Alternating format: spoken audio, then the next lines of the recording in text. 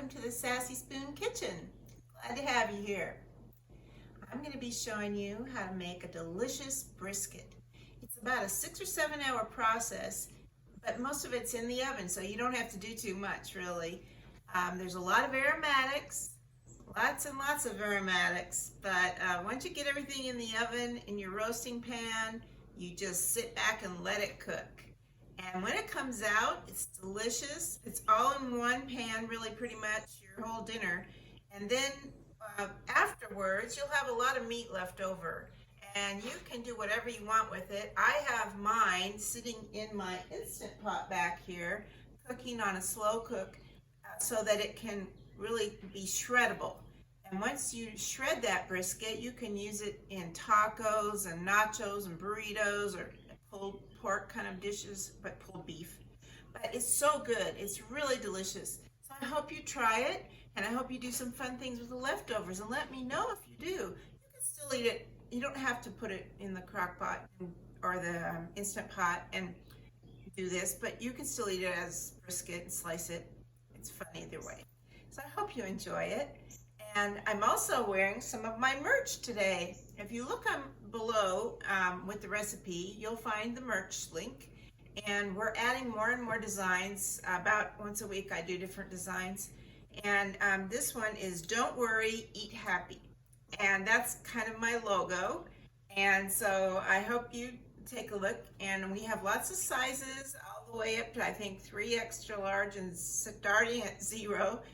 And we have men and women's, and we also have dog hoodies. So take a look, and I'll be adding children's designs and some other things too. So I hope you take a look and have some fun with them. Be great if you do.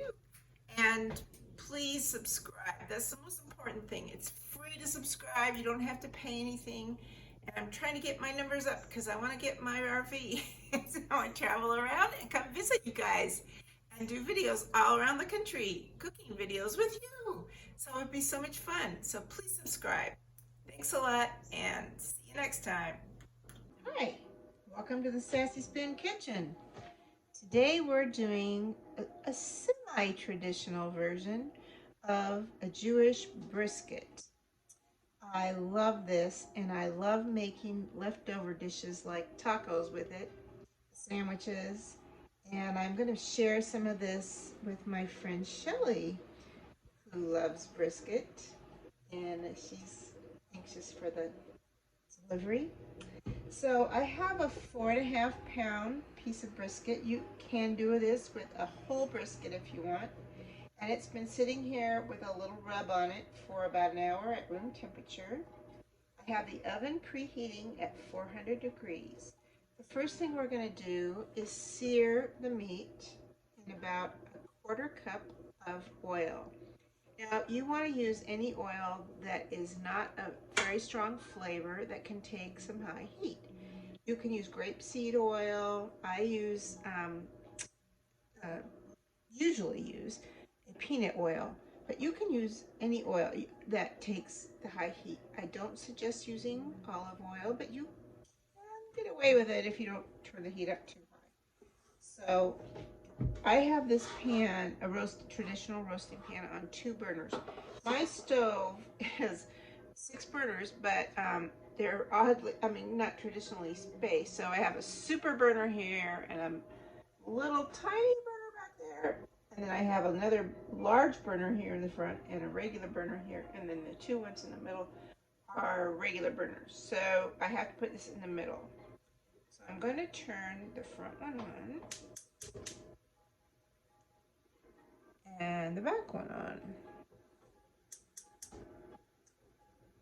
Put them at about 8 because I really do want to brown this. And we're going to keep this pan out here because after we brown this, we're going to put this on here and we'll be using it at different points in the process. I'm going to get a fork to turn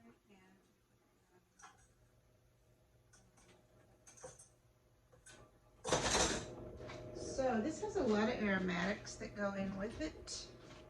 and they require some prep work.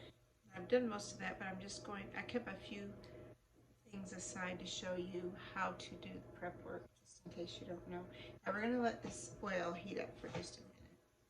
We're going to put it in fat side down. This is the fat side right here.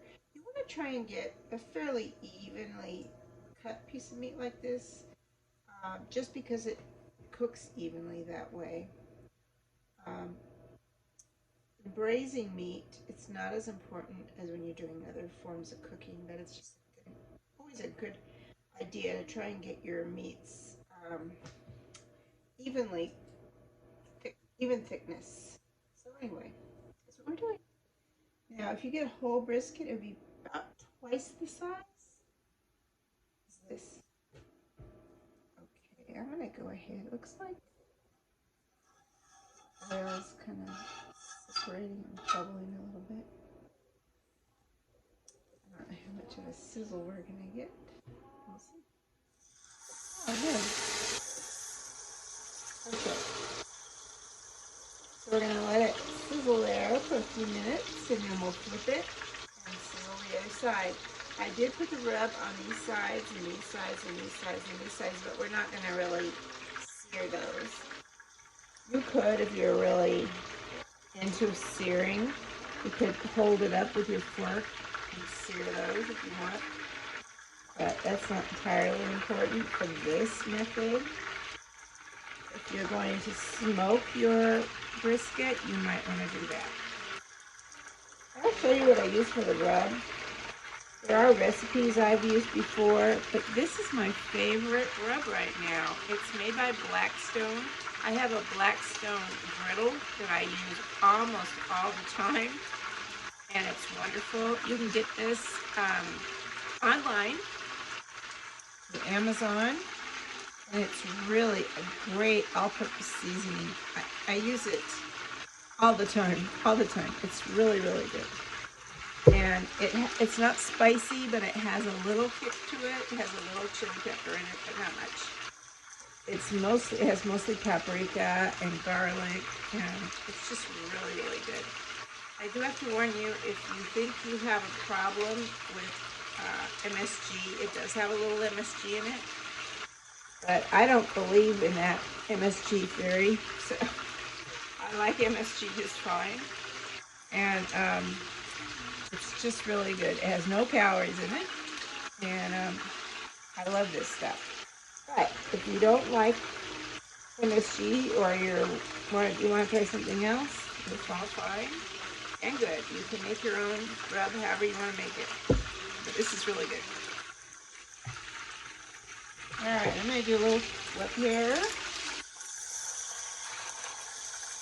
Oh, that's good. I'm going to bring it down to this burner, which I think is a little hotter. And now we have some carrots, onions, garlic, potatoes that are all going to cook in here. You should see how many onions this recipe includes. It's amazing. It really takes a lot. And I've already sliced 4 of the 5. The original recipe required 8, but these were huge onions, so I pared it down to 5. And you can see in this meat, I don't know if you can see right here, but you can see the striations in the meat, in the cut of the meat, the brisket. And that's going to be to our advantage. It gives us the most amazing string factor later on in the braising. That is really, really good. I'm not sure if you can really see that. It has lines in it. And that's what's going to give us some really good meat. I'll pull this back a little bit, maybe you can see it. See right here? See those little lines in the meat? And you can see them here too. This in here.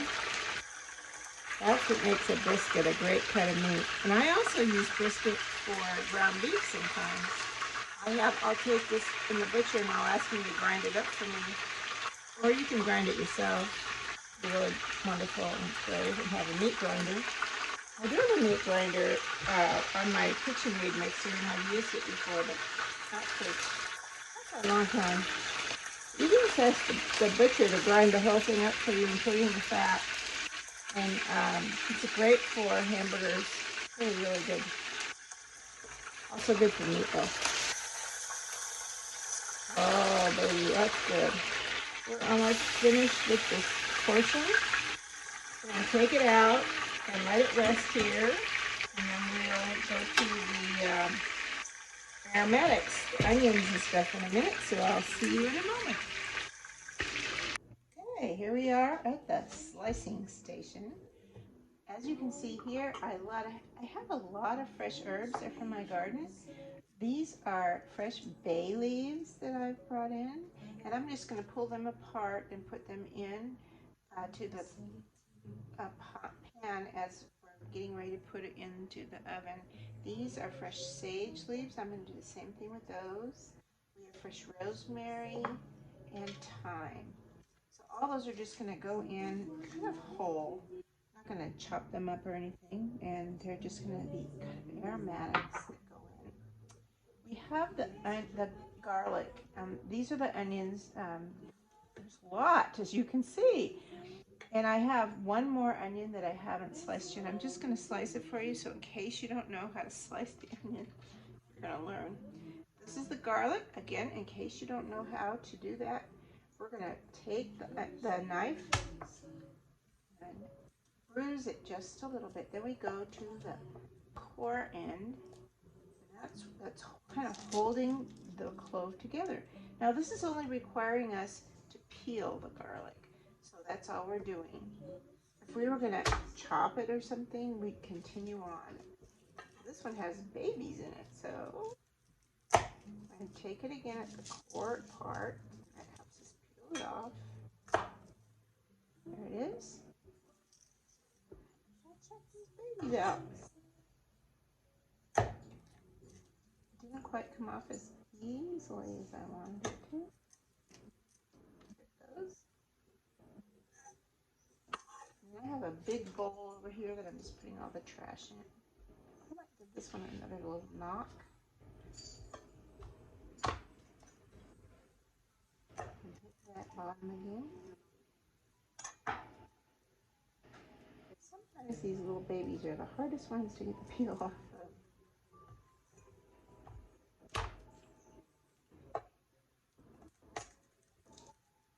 Always go to that stem end to get the paper off. That's the part that's hardest to remember. Because if you go to this other end here, it doesn't come off quite as easily. Hi, Truffle. Hi.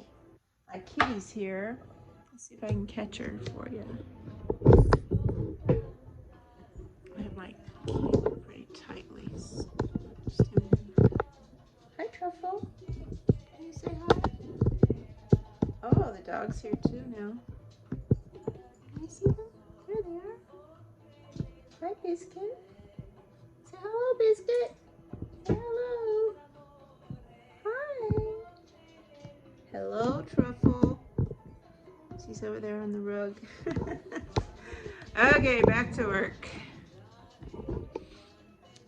They're my kitchen buddies. They really pretty much hang around wherever I am.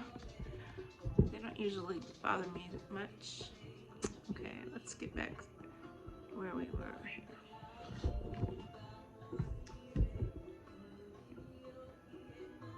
See everything okay? You totally got me off focus. Okay, it looks like you can. Alright, so we're gonna do, nope. I'll do one more. Garlic. Now, the recipe calls for 10 cloves of garlic. And if you know me, I usually double the amount of garlic in things like this. So here's my cloves of garlic, and they're going to just go into the aromatic section of the cloves. And then here's how I do slicing onions. And I think everybody probably knows how, but just in case you don't know, we're going to cut it in half. That makes it easier. only going to use half of this onion because I have so much already. Cut off the end that has the stem on it. And then we're going to remove the peel. It's usually pretty easy to remove. And sometimes you might find a little scar or something like that. That's okay. We'll remove that. If it's just a little thing like that, we'll just come in, cut it off. Looks like it doesn't go very far through the skin, so that's fine. These are Vidalia onions. They're probably the last of them too. We don't have many left. So, in this case, I just want to thinly slice them, or medium slice them. And just go through like this. Super easy. I mean, you really don't need a lesson in this unless maybe you're a new cook. So that's why I'm showing you. Okay, that's it. So I have this big bowl over here because this onion and garlic skins require a lot of mess. I'm going to cut this in half here. And just take this and spread them around and separate them a little bit by hand. These are really big onions, otherwise I just would not even bother to cut them in half. So that's it. And that, my dears, is all the prep.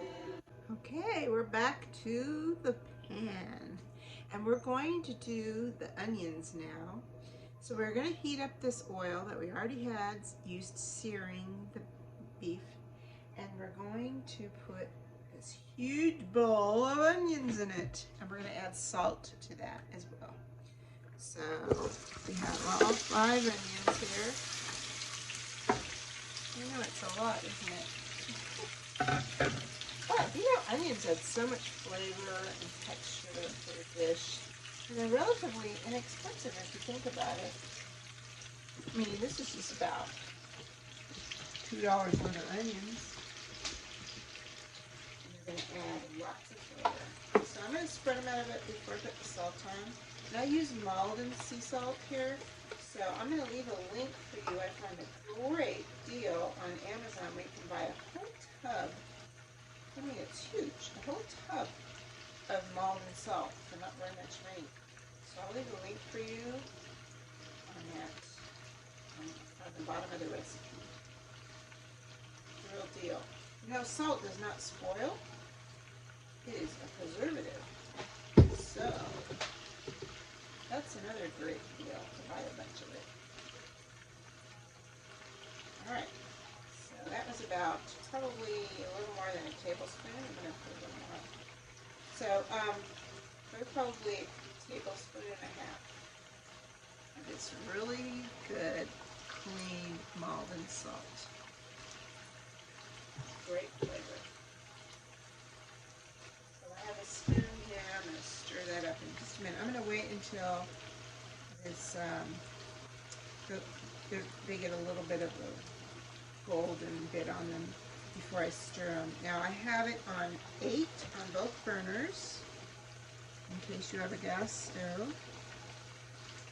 I don't know what it would be on an electric stove. I'm sorry if you have an electric stove. This house, when we moved here, had an electric stove, and it was not only just an electric stove, it was a terrible, terrible electric stove. And I put a picture of a gas stove on my refrigerator, which is something I do. Like if there's anything I really, really want in the world, I put a picture of it on my refrigerator, and I look at it every time I open the refrigerator and close the refrigerator, and remind myself that that's something I'm going to get, I'm going to have, and someday it will come true, and it always does. And I was working at Lowe's at that time because I didn't have health insurance, and I was working part-time. Lowe's gave us health insurance part-time. And so I ended up getting this stove for a really good deal. It's only a 30-inch opening here, and the kitchen already had the granite and already had the opening, so I had to have a 30-inch stove. It has 6 burners and 2 ovens, and I really, really love it. So I got a great deal on it, and we had to install gas, which was, you know, an expense, but it wasn't that much. So it just ended up being a dream come true for me, and I love this stove. It has a super burner, which is like a wok burner, really. It really is a big burner. And then it has this little tiny burner, a simmer burner in the back that you can cook soups and stews and stuff on it all day long, or 2 days if you want, and it doesn't ever boil. It's wonderful, wonderful, wonderful, wonderful. It has another burner over here that heats like really high, but not as high as this one, and I just love it. Okay, so I'm going to go ahead and stir this a little bit. Once we get a little bit of caramelization started, then we'll start adding the other aromatics. We got the garlic, we got peppercorns, so got lots of stuff coming on. But we need to get a little color on this. I'm going to turn it up to 9. There we go. So the next things we're going to add are going to be peppercorns, bay leaf, the garlic, cloves, the tomato puree, stock, and vinegar. So we have, let me tell you about the stock. It's beef stock, and you can use boxed if you don't have homemade stock. And then we have red wine vinegar, which is, if you don't have the really rich red wine vinegar that I want to use, you can use regular red wine vinegar. And then I'm using green and black peppercorns.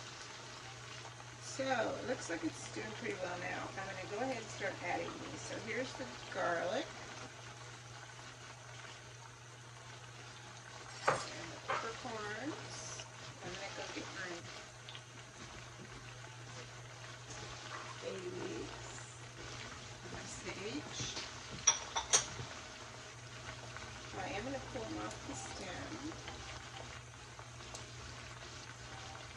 Now, if you don't have fresh bay leaves, the dry bay leaves, you don't need as many of. They're much more potent. But the fresh ones aren't as potent. And obviously, if you're doing this in the winter, you're not going to have fresh bay leaves unless you bring your tree in the house. You can see I'm using quite a few, because you can get away with that with fresh ones. And the sage, I'm going to do the same thing. I'm just going to pull them all up the leaves.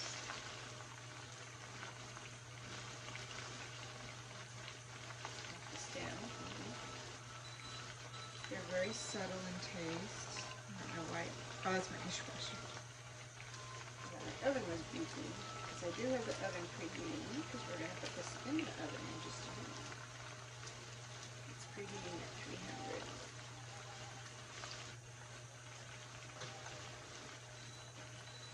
Now I'm going to put my rosemary in too. Pull it off the stem.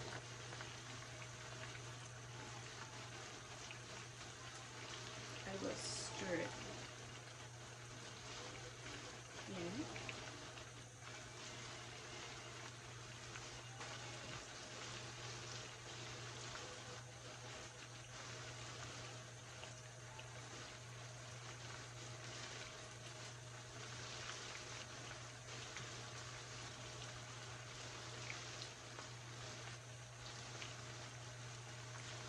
All these flavors are going to melt in as they bake, because they're going to be a long, slow bake.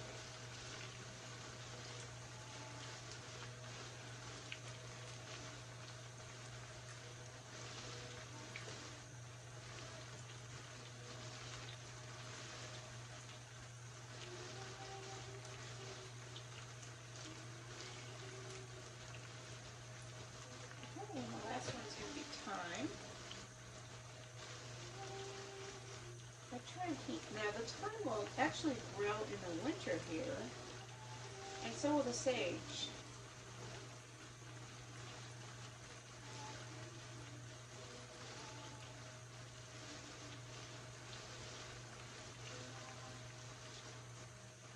It's funny, run through the snow. We don't get very much snow.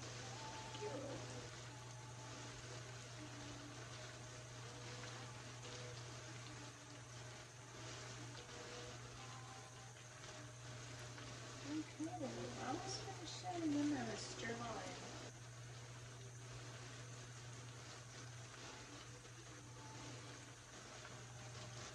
so wonderful. We're so lucky to be able to grow them.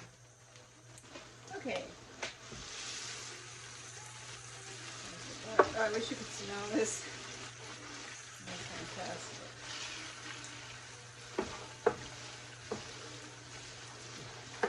Alright, next thing we're going to do is pour in beef broth, 2 cups. All these things are in the recipe below. You just keep going where it says more, and the recipe will be down there. You can copy and paste it. Right.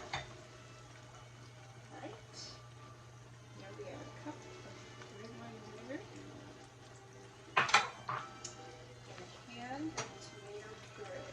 It's a 10.7 ounce. Tomatoes add deep flavor to things. The original recipe asked for 1 cup, but you know what? Why would you just put 1 cup when a can holds more than 1 cup? It's silly. There's not that much more in it.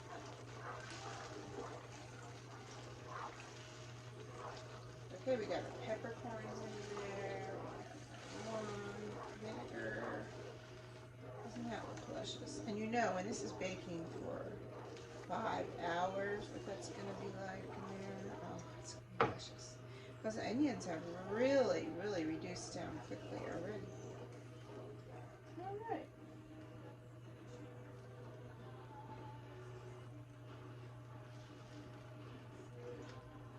So next, we're going to put the brisket in, fat side up. And we'll put this fennel in, and we're going to bake it for, or not really bake it, but we're going to braise it for about 5 hours. But we're going to come to it in about half that time, and we're going to stick in these potatoes and carrots. These are Yukon Gold potatoes and baby carrots. I'm going to cut the potatoes in half so they will cook evenly with the carrots. All right, in goes the brisket.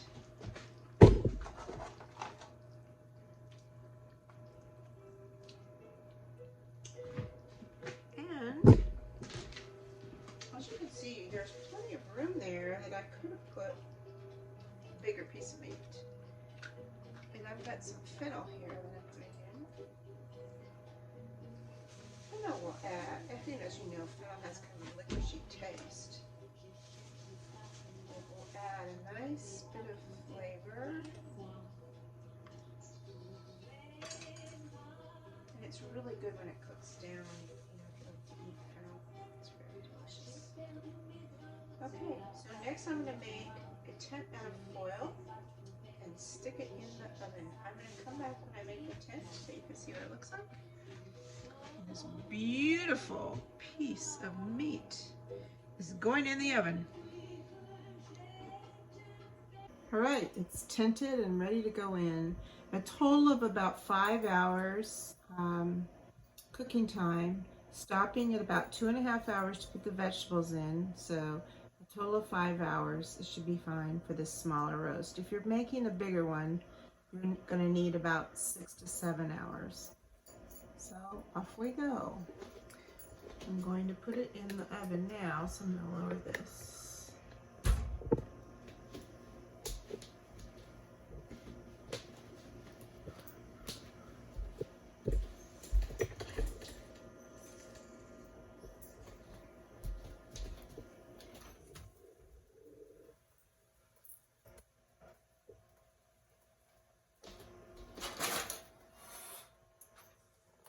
It needs to be loose. It doesn't need to be tight. It's just keeping the juices in, really.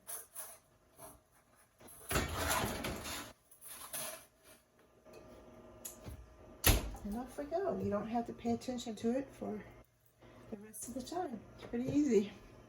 All the work is done. So we'll see you later. Carving board, but we'll just take a peek here and see how it looks.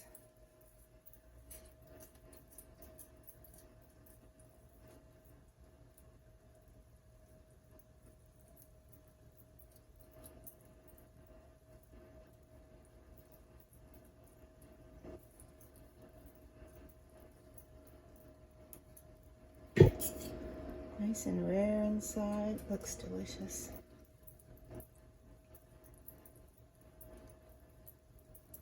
I do need a board under me because it's slipping around.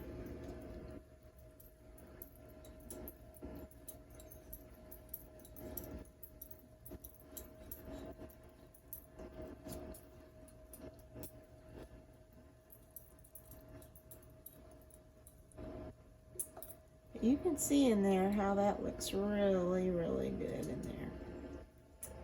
So I'm going to dish it up and put it on a plate, and you can take a look at it then. So, see you later.